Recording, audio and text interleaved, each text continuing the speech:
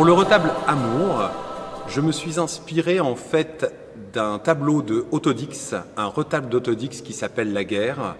Autodix, peintre allemand qui a été marqué, traumatisé par la Première Guerre mondiale et qui a fait ce magnifique retable avec 4 panneaux. Le premier où on voit l'arrivée des soldats, le deuxième central, absolument terrifiant, violent, cru, où on voit le résultat d'un combat avec un charnier, des viscères, des soldats, des cadavres. Un troisième panneau où il s'est représenté lui-même en train de sauver un soldat des tranchées.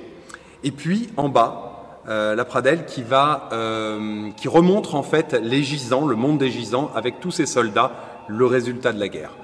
Eh bien, j'ai voulu faire un parallèle avec l'amour, puisque très souvent on parle d'un amour qui donne des ailes, un amour bienfaiteur, mais l'amour c'est aussi la raison de grandes souffrances. Et dans une vie, quand on a les moments difficiles, ce sont souvent liés soit à la maladie, à la mort et à l'amour. Par amour, on peut se suicider. Par amour, on peut, et par jalousie, devenir violent, devenir totalement irraisonnable. Et c'est ça que j'ai voulu imager avec ce retable. Au lieu d'avoir les soldats qui arrivent sur le champ de bataille, c'est l'amour angélique, la rencontre amoureuse. Ensuite, avec des anges, avec beaucoup de roses.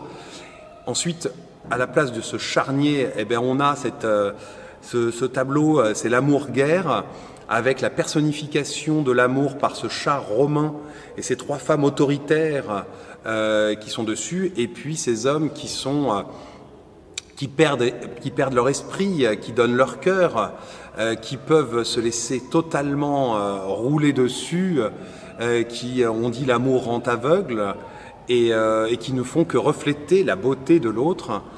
Et puis voilà, et tous ces individus qui sont les conséquences de l'amour, des passions et de la tristesse que ça peut engendrer.